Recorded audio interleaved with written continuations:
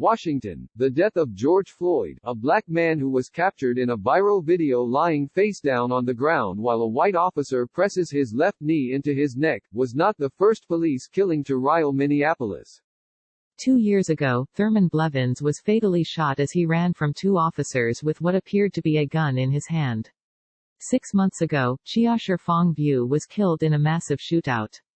Authorities said he fired the first shot, prompting 9 officers to fire back. Floyd's death also wasn't the first time someone raised questions about the Minneapolis Police Department's practices. The Justice Department did so in 2015, after the then police chief asked for a review of the agency's policies in preventing misconduct. Their report found systemic weaknesses in the department's ability to identify and correct troubling behavior. It found that the community believed officers treated people of color unfairly. A majority of citizen complaints were dismissed. Now, 5 years later, Floyd's death, now remembered by his last words, "I can't breathe," has not only renewed criticisms of a police department that has yet to gain the trust of the community it polices, but has also cast a spotlight on what police accountability looks like under the Trump administration. While the Justice Department still investigates individual police officers, it has significantly scaled back its investigations of police agencies. One of the last actions of then Attorney General Jeff Sessions was to curtail the use of consent decrees, which are enforcement tools the department had long relied on to reform police agencies. Current Attorney General William Barr has kept the same policy, leaving civil rights advocates to worry that systemic abuse is left unchecked. Since Floyd's death, and as protests erupted in Minneapolis and other cities, the Justice Department has launched a federal civil rights investigation of Derek Chauvin, the officer seen with his knee on Floyd's neck, and the 3 other officers who were involved. One of the officers can be seen in the video standing nearby as Chauvin placed his knee on Floyd's neck for about 8 minutes. Floyd's death, former police officer Derek Chauvin arrested, charged with murder. Barr, who called the video harrowing and deeply disturbing, said the federal investigation is proceeding quickly. "I am confident justice will be served," Barr said. But advocates and lawmakers have urged the department to launch a broader investigation into whether the incident is part of a pattern of unconstitutional police practices and unlawful use of force by the agency. The fact that you have one officer engaged in this really horrible conduct, but the other officers were standing around, exposed real weaknesses in the supervision and culture of the department, said Jonathan Smith, a former Justice Department lawyer who supervised investigations of police agencies under the Obama administration. Even if you don't have a history of problems in this police department, when you see an officer does this, when you see other officers stand around and not intervening to prevent it, that's an enormous red flag that this is a systemic problem. In a letter to Barr and Assistant Attorney General Eric Dryband, who heads the Civil Rights Division, Democratic lawmakers said Floyd's death and other recent officer-involved killings should force the Justice Department to rethink its policy. The police killing of George Floyd, and countless other police-caused fatalities throughout the country, warrant the Department of Justice reversing course on pattern or practice investigations, said Kenya Bennett, Senior Legislative Counsel for the American Civil Liberties Union. The Minneapolis Police Department has earlier been criticized for unlawful and failed police practices, and this Department of Justice should have intervened there well before the murder of George Floyd. Still, some caution against a broader investigation and say that what the Justice Department is doing is enough, at least for now. I think the investigation of the officers involved is warranted.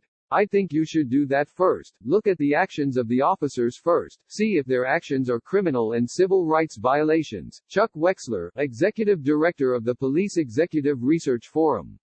If you have a situation where it looked like the police department was in denial, I think you'd have a different case.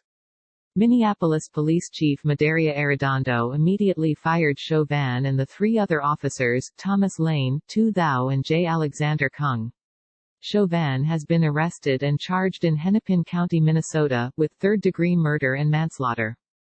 George Floyd, experts say knee-to-neck restraint is dangerous. Minneapolis allows it. The swift action by local officials suggests there might not be a need for a broader, federal investigation of the police department, said Arthur Reiser, a former Justice Department lawyer and senior fellow at the public policy research firm R Street Institute. He said such action is warranted if we see that the local government authorities drop the ball or we feel there's an unfair skewing of an investigation. Christy Lopez, a former Justice Department lawyer who investigated the Ferguson Police Department under the Obama administration, said it's difficult to say whether Minneapolis police should be the subject of a consent decree absent more information. Racial tension. George Floyd's death another wound for Minneapolis black community. Why can't I just be black in the state of Minnesota?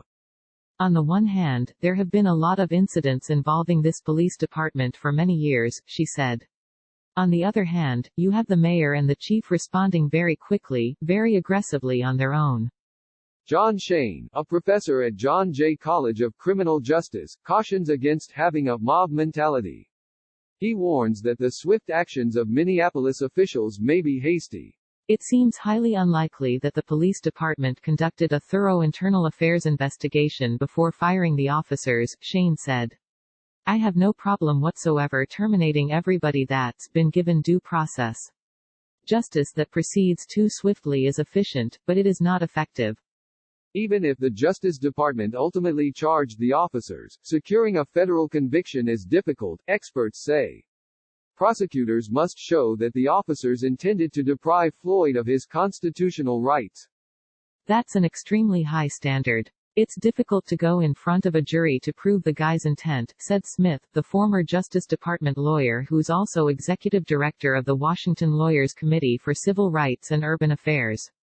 And even if the prosecution is successful, it would not address the systemic issues that allowed such misconduct to happen in the first place, Smith said. That's not going to prevent the next tragedy. In the past, the Justice Department has intervened when controversies and scandals rocked local law enforcement agencies. Under President George W. Bush, the department investigated the use of force policies of several agencies, including the Miami, Detroit and Austin police departments. Under President Barack Obama, the Justice Department launched probes of police departments mired in racial tensions with the communities they policed. It investigated the Maricopa County Sheriff's Office for unlawfully detaining Hispanics during raids of local businesses. It investigated the Chicago Police Department after the death of Laquan McDonald, a black teen who was shot by a white officer as he appeared to be turning away from police. It found that the New Orleans Police Department had a pattern of bias against the LGBT community. Trump condemns protesters. President says violent protests dishonor George Floyd's memory.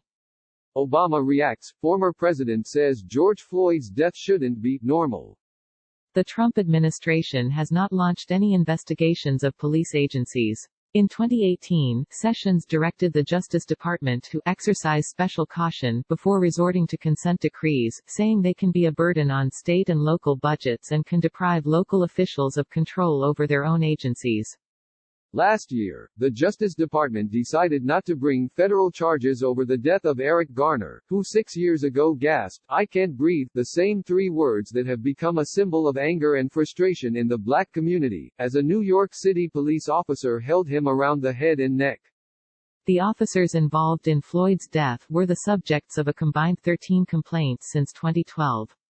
They were repeatedly accused of treating victims of crimes with callousness or indifference, failing to file a report when a crime was alleged and, in at least one case, using an unnecessary amount of force. The Justice Department's 2015 report on Minneapolis police suggests broader problems within the agency. The most common types of citizen complaints against officers involved not treating residents with respect, using unprofessional behavior and lack of sensitivity to different cultures, according to the report. Experts say the Justice Department should look more deeply into that history. Floyd's death also underscores the need to train officers on how to stop a colleague from using excessive force, said Lopez, the former Justice Department lawyer who's now a professor at Georgetown University. Police departments in New Orleans and Washington, D.C., have been undergoing such training. In Floyd's case, had one of the officers intervened, Floyd would have gotten medical treatment sooner, and the incident may have been perceived differently, Lopez said. Troubling history. Minneapolis police at center of George Floyd's death had a history of complaints. Across the country, Floyd's death has prompted a chorus of condemnation from law enforcement officials and experts.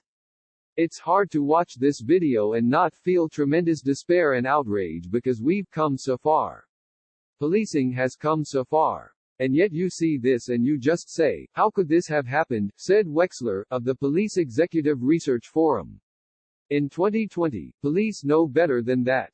This is not what professional policing looks like in 2020. Stephen Stevens, president of the International Association of Police Chiefs, said there's no exact science in determining whether an agency should be the subject of a consent decree. I think what it comes down to is this: in the business world, everybody says the customer is always right. In the law enforcement world, that's not the reality. The people we deal with are usually wrong, said Stevens, police chief in Buffalo Grove, Illinois.